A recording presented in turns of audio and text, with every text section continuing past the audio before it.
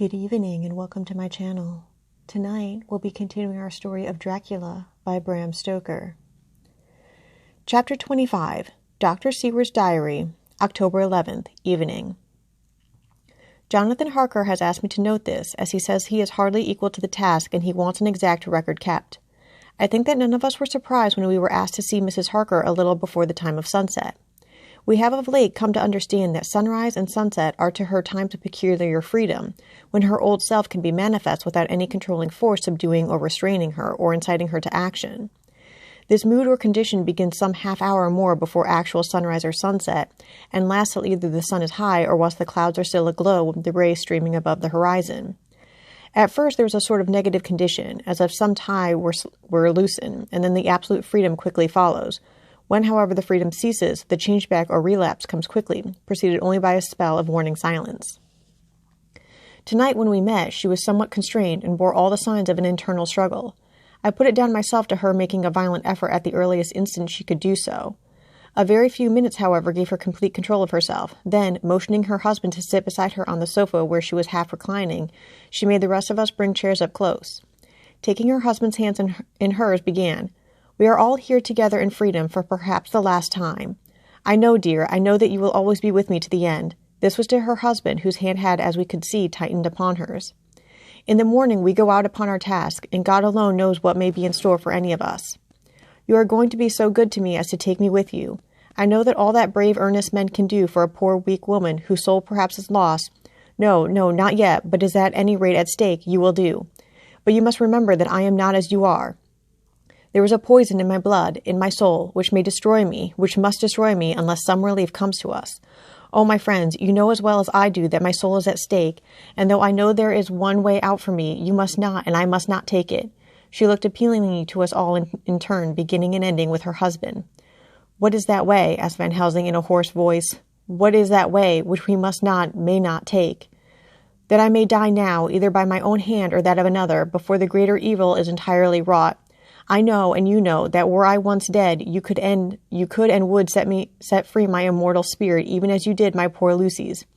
Were death, or the fear of death, the only thing that stood in the way, I would not shrink to die here now amidst the friends who love me. But death is not all.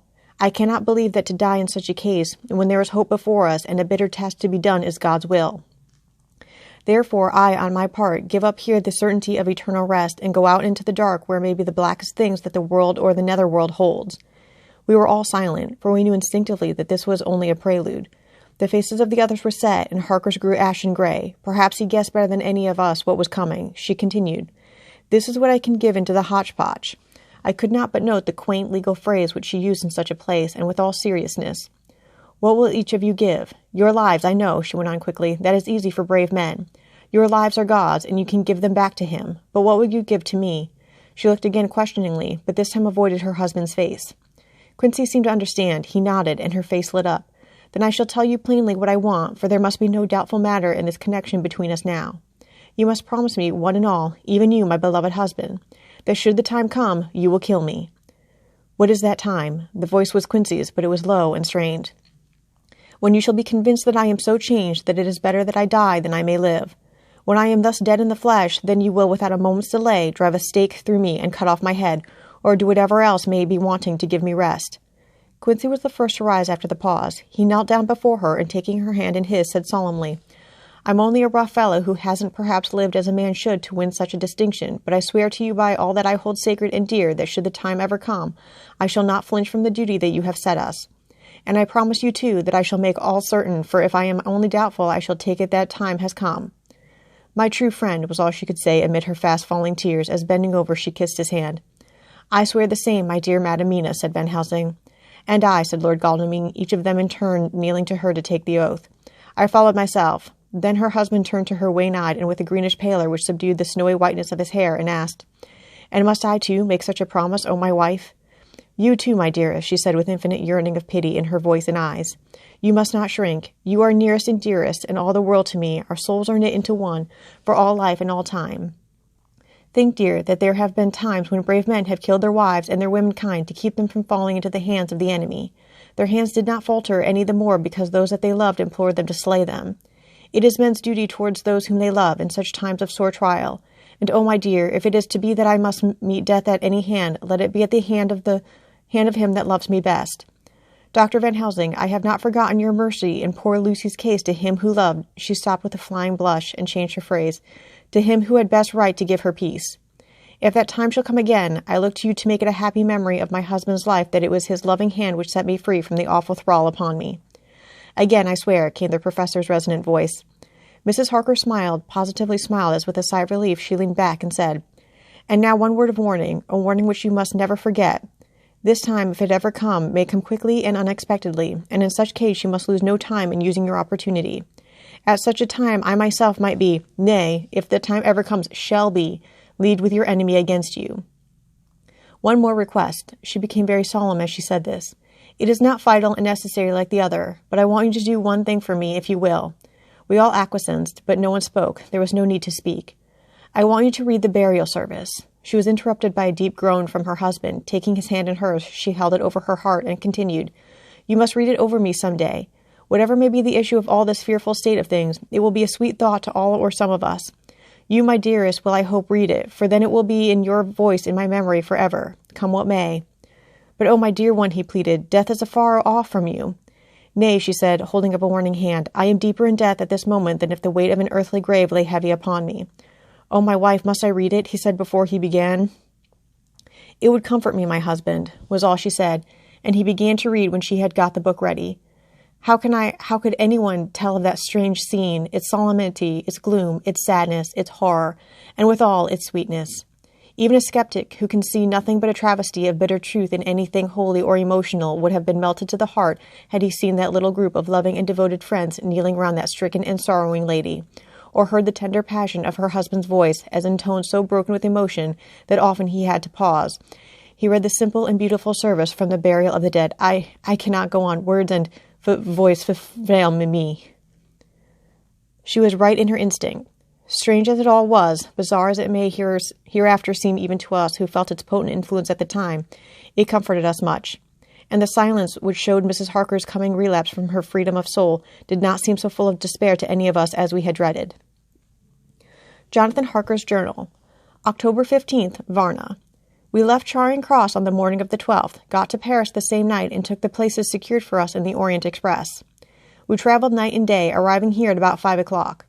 Lord Godalming went to the consulate to see if any telegram had arrived for him, whilst the rest of us came on to this hotel, the Odysseus. The journey may have had incidents. I was, however, too eager to get on to care for them. Until the Tsarina Catherine comes into port, there will be no interest for me in anything in the wide world. Thank God, Mina is well and looks to be getting stronger. Her color is coming back. She sleeps a great deal. Throughout the journey, she slept nearly all the time. Before sunrise and sunset, however, she is very wakeful and alert, and it has become a habit for Van Helsing to hypnotize her at such times. At first, some effort was needed, and he had to make many passes, but now she seems to yield at once, as if by habit, and scarcely any action is needed. He seems to have power at these particular moments to simply will, and her thoughts obey him. He always asks her what she can see and hear. She answers to the first, "Nothing, all is dark," and to the second, "I can hear the waves lapping against the ship and the water rushing by. Canvas and cordage strain, and masts and yards creak. The wind is high, I can hear it in the shrouds, and the bow throws back the foam." It is evident that the Tsarina Catherine is still at sea, hastening on her way to Varna. Lord Godalming has just returned. He had 4 telegrams, one each day since we started, and all to the same effect, that the Tsarina Catherine had not been reported to Lloyd's from anywhere. He had arranged before leaving London that his agent should send him every day a telegram saying that the ship had been reported. He was to have a message even if she were not reported, so that he might be sure that there was a watch being kept at the other end of the wire. We had dinner and went to bed early. Tomorrow we are to see the vice-consul, and to arrange, if we can, about getting on board the ship as soon as she arrives. Van Helsing says that our chance will be to get on the boat between sunrise and sunset. The Count, even if he takes the form of a bat, cannot cross the running water of his own volition, and so cannot leave the ship. As he dare not change the man's form without suspicion, which he evidently wishes to avoid, he must remain in the box. If, then, we can come on board after sunrise, he is at our mercy, so we can open the box and make sure of him as we did of poor Lucy before he wakes. What mercy he shall get from us will not count for much. We think that we shall not have much trouble with officials or the seamen. Thank God, this is the country where bribery can do anything, and we are well supplied with money. We have only to make sure that the ship cannot come into port between sunset and sunrise without our being warned, and we shall be safe. Judge Moneybag will settle this case, I think. October 16th. Mina's report still the same, lapping waves and rushing water, darkness and favoring winds. We are evidently in good time, and when we hear of the Tsarina Catherine, we shall be ready. As she must pass the Dardanelles, we are sure to have some report. October 17th. Everything is pretty well fixed now, I think, to welcome the Count on his return from his tour. Godalming told the shippers that he fancied that the box sent aboard might contain something stolen from a friend of his, and got a half consent that he might open it at his own risk. The owner gave him a paper telling the captain to give him every facility in doing whatever he chose on board the ship, and also a similar authorization to his agent at Varna. We have seen the agent, who was much impressed with Godalming's kindly manner to him, and we are all satisfied that whatever he can do to aid our wishes will be done. We have already arranged what to do in case we get the box open. If the Count is there, Van Helsing and Seward will cut off his head at once and drive a stake through his heart. Morris and Godalming and I shall prevent interference, even if we have to use the arms which we shall have ready. The professor says that if we can so treat the Count's body, it will soon after fall into dust. In such case, there would be no evidence against us, in case any suspicion of murder were aroused. But even if it were not, we should stand or fall by our act, and perhaps some day this very script may be evidence to come between some of us and a rope. For myself, I shall take the chance only too thankfully if it were to come. We mean to leave no stone unturned to carry out our intent. We have arranged with certain officials that the instant the Tsarina Catherine is seen, we are to be informed by a special messenger. October 24th. A whole week of waiting. Daily telegrams to Godalming, but only the same story, not yet reported. Mina's morning and evening hypnotic answer is unvaried, lapping waves, rushing water, and creaking masts. Telegram, October 24th. Rufus Smith, Lloyd's, London, to Lord Godalming, care of H.B.M., Vice-Consul Varna. Tsarina Catherine reported this morning from Dardanelles. Dr. Seward's diary, October 25th. How I miss my phonograph. To write diary with a pen is irksome to me, but Van Helsing says I must. We were all wild with excitement yesterday when Godalming got his telegram from Lloyd's. I know now what men feel in battle when the call to action is heard. Mrs. Harker, alone of our party, did not show any signs of emotion. After all, it is not strange that she did not, for we took special care not to let her know anything about it, and we all tried not to show any excitement when we were in her presence. In old days she would, I am sure, have noticed, no matter how we might have tried to conceal it, but in this way she has greatly changed during the past 3 weeks. The lethargy grows upon her, and though she seems strong and well and is getting back some of her color, Van Helsing and I are not satisfied. We talk of her often. We have not, however, said a word to the others. It would break poor Harker's heart, certainly his nerve, if he knew that we had even a suspicion on the subject.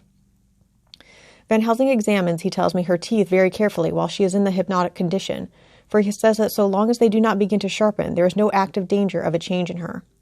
If this change should come, it would be necessary to take steps. We both know what those steps would have to be, though we do not mention our thoughts to each other. We should neither of us shrink from the task, awful though it be to contemplate. Euthanasia is an excellent and comforting word. I am grateful to whoever invented it. It is only about 24 hours' sail from the Dardanelles to here, at the rate the Tsarina Catherine has come from London.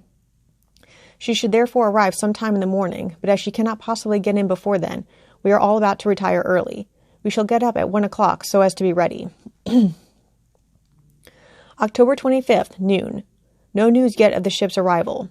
Mrs. Harker's hypnotic report this morning was the same as usual, so it is possible that we may get news at any moment. We men are all in a fever of excitement except Harker, who is calm. His hands are cold as ice, and an hour ago I found him whetting the edge of the great Gorka knife, which he now always carries with him.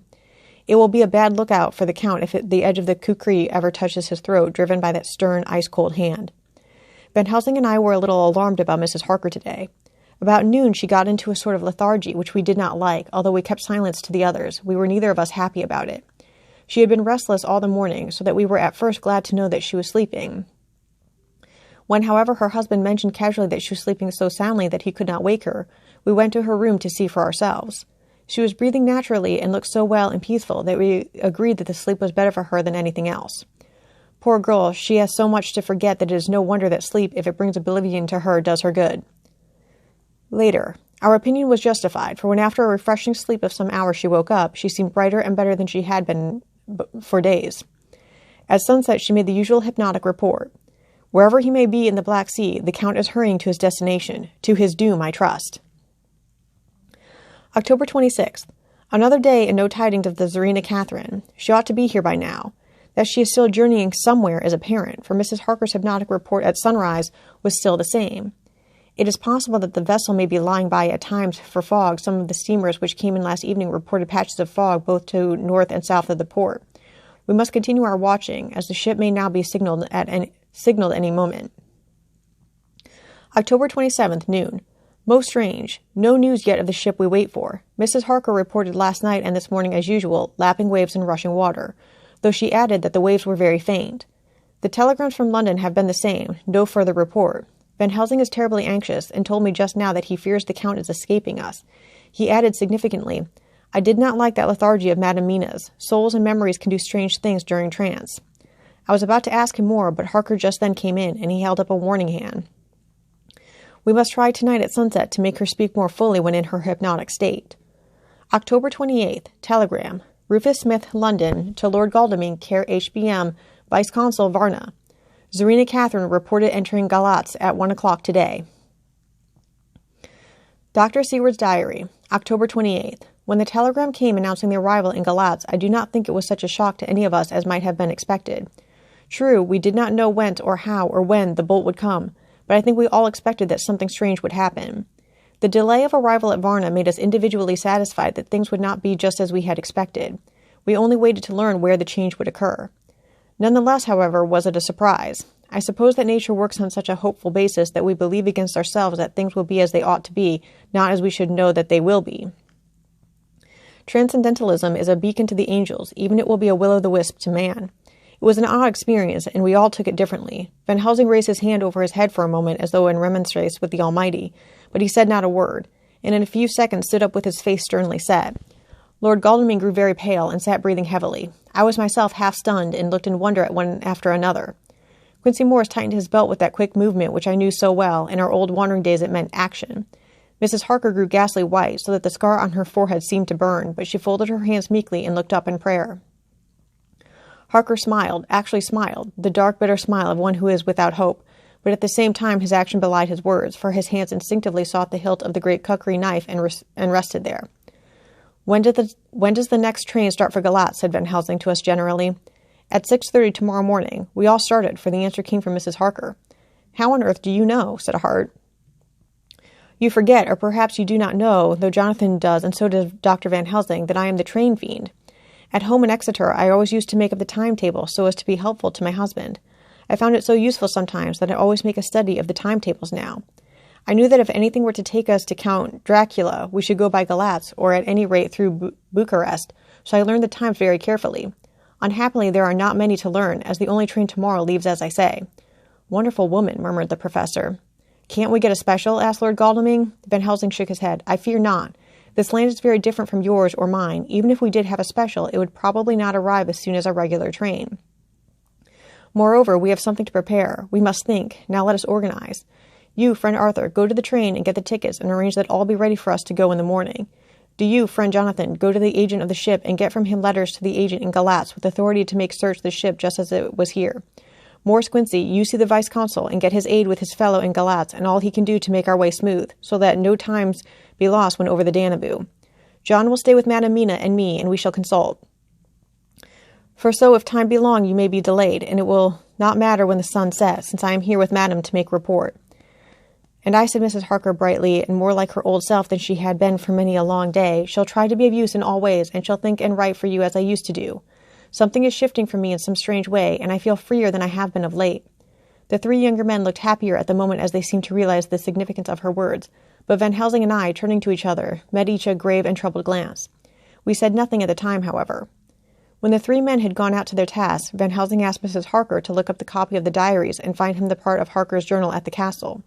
She went away to get it. When the door was shut upon her, he said to me, We mean the same. Speak out.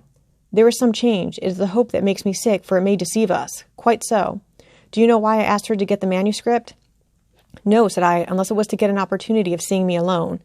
You are in part right, friend John, but only in part. I want to tell you something, and oh, my friend, I am taking a terrible risk, but I believe it is right. In the moment when Madame Mina said those words that arrest both our understanding, an inspiration came to me. In the trance of 3 days ago, the Count sent her his spirit to read her mind, or more like he took her to see him in his earth box in the ship with water rushing, just as it go free at rise and set of sun. He learned then that we are here, for she have more to tell in her open life with eyes to see and ears to hear than he, shut as he is, in his coffin box. Now he make his most effort to escape us. At present he want her not. He is sure with his so great knowledge that she will come at his call, but he cut her off, take her as he can do, out of his own power, that so she can come not to him. Ah, there I have hope that our man brains that have been of man so long, and that have not lost the grace of God, will come higher than his child brain that lie in his tomb for centuries, that grow not yet to our stature, and that do only work selfish, and therefore small. Here comes Madam Mina, not a word to her of her trance. She know it not, and it would overwhelm her and make despair just when we want all her hope, all her courage, when most we want all her great brain, which is trained like man's brain, but is of sweet woman, and have a special power which the Count give her, and which he may not take away altogether, though he think not so. Hush, let me speak, and you shall learn. Oh, John, my friend, we are in awful straits. I fear as I have never feared before. We can only trust the good God. Silence, here she comes. I thought that the professor was going to break down and have hysterics, just as he had when Lucy died, but with a great effort he controlled himself, and was at perfect nervous poise when Mrs. Harker tripped into the room, bright and happy-looking, and in the doing of work seemingly forgetful of her misery. As she came in, she handed a number of sheets of typewriting to Van Helsing. He looked over them gravely, his face brightening up as he read. Then, holding the pages between his finger and thumb, he said, Friend John, to you with so much of experience already, and you too, dear Madam Mina, that are young, here is a lesson. Do not fear ever to think. A half-thought has been buzzing often in my brain, but I fear to let him loose his wings. Here now, with more knowledge, I go back to where that half-thought come from, and I find that he be no half-thought at all. That be a whole thought, though so young that he is not yet strong to use his little wings. Nay, like the ugly duck of my friend Hans Andersen, he be no duck thought at all, but a big swan thought that sail nobly on big wings, when the time come for him to try them. See, I read here what Jonathan have written. The other of his race who in a later age again and again brought his forces over the great river into Turkey land, who when he was beaten back came again and again and again, though he had to come alone from the bloody field where his troops were being slaughtered, since he knew that he alone could ultimately triumph. What does this tell us? Not much? No, the Count's child thought see nothing, therefore he speaks so free. Your man thought see nothing, my man thought see nothing till just now. No, but there comes another word from someone who speak without thought, because she too know not what it might mean. Just as there are elements which rest, yet when in nature's course they move on their way, and they touch, then poof, and there comes a flash of light, heaven-wide, that blind and kill and destroy some, but that show up all earth below for leagues and leagues. Is it not so? Well, I shall explain. To begin, have you ever studied the philosophy of crime? Yes and no. You, John, yes, for it is a study of insanity. You, no, Madam Mina, for crime touch you not but once. Still, your mind works true and argues not a particularly ad universal. There's this peculiarity in criminals. It is so constant in all countries and at all times that even police, who know not much from philosophy, come to know it empirically, that it is. That is to be empiric. The criminal always work at one crime. That is the true criminal who seems predestinate to crime and who will of none other. This criminal has not full man-brain. He is clever and cunning and resourceful, but he be not of man's stature as to brain. He be of child-brain in much. Now this criminal of ours is predestinate to crime also. He too have child-brain, and it is of the child to do what he have done. The little bird, the little fish, the little animal learn not by principle, but empirically, and when he learn to do, then there is to him the ground to start from to do more. Dos pusto, said Archimedes, give me a fulcrum, and I shall move the world. To do once is the fulcrum whereby child-brain become man-brain, and until he have the purpose to do more, he continue to do the same again every time, just as he have done before. Oh, my dear, I see that your eyes are open, and that to you the lightning flash show all the leagues. For Mrs. Harker began to clap her hands, and her eyes sparkled. He went on. Now you shall speak. Tell us two dry men of science what you see with those so bright eyes. He took her hand and held it while she spoke. His finger and thumb closed on her pulse, as I thought instinctively and unconsciously as she spoke. The Count is a criminal and of criminal type, nor do a Nabroso would so classify him, and Q, criminal he is of imperfectly formed mind. Thus, in a difficulty, he has to seek resource and habit. His past is a clue, and the one page of it that we know, and that from his own lips, tells that once before, when in what Mr. Morse would call a tight place, he went back to his own country from the land he had tried to invade, and thence, without losing purpose, prepared himself for a new effort. He came again, better equipped for his work, and won. So he came to London to invade a new land. He was beaten, and when all hope of success was lost, and his existence in danger, he fled back over the sea to his home, just as formerly he had fled back over the Danube from Turkey land. Good, good. Oh, you so clever lady, said Van Helsing enthusiastically as he stooped and kissed her hand. A moment later he said to me, as calmly as though we had been having a sick-room consultation, 72 only, and in all this excitement. I have hope. Turning to her again, he said with keen expectation, But go on, there is more to tell if you will. Be not afraid, John and I know. I do in any case, and shall tell you if you are right. Speak without fear. I will try to, but you will forgive me if I seem egotistical. Nay, fear not, you must be egotist, for it is of you that we think. Then as he is criminal, he is selfish, and as his intellect is small and his action is based on selfishness, he confines himself to one purpose. That purpose is remorseless. As he fled back over the Danube, leaving his forces to be cut to pieces, so now he is intent on being safe, careless of all. So his own selfishness frees my soul somewhat from the terrible power which he acquired over me on that dreadful night. I felt it. Oh, I felt it. Thank God for his great mercy. My soul is freer than it has been since that awful hour, and all that haunts me is a fear lest in some trance or dream he may have used my knowledge for his ends.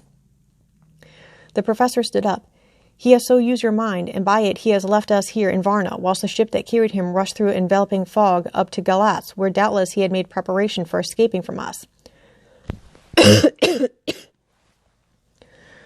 But his child mind only saw so far, and it may be that as ever is it in God's providence, the very thing that the evildoer most reckoned on for his selfish good turns out to be his chiefest harm. The hunter is taken in his own snare, as the great psalmist says. For now that he think he is free from every trace of us all, and that he has escaped us with so many hours to him, then his selfish child brain will whisper him to sleep. He think, too, that as he cut himself off from knowing your mind, there can be no knowledge of him to you. That is where he fail. That terrible baptism of blood which he gives you makes you free to go to him in spirit, as you have as yet done in your times of freedom when the sun rise and set. At such times you go by my volition, and not by his. And this power too good of you and others, as you have won from your suffering at his hands. This is now all the more precious that he know it not, and to guard himself have even cut himself off from his knowledge of our where. We, however, are not selfish, and we believe that God is with us through all this blackness and these many dark hours. We shall follow him, and we shall not flinch, even if we peril ourselves will we become like him. Friend John, this has been a great hour, and it have done much to advance us on our way. You must be scribe and write him all down, so that when the others return from their work you can give it to them. Then they shall know as we do. And so I have written in whilst we wait their return, and Mrs. Harker has written with her typewriter all since she brought the MS to us. Thus ends Chapter 25.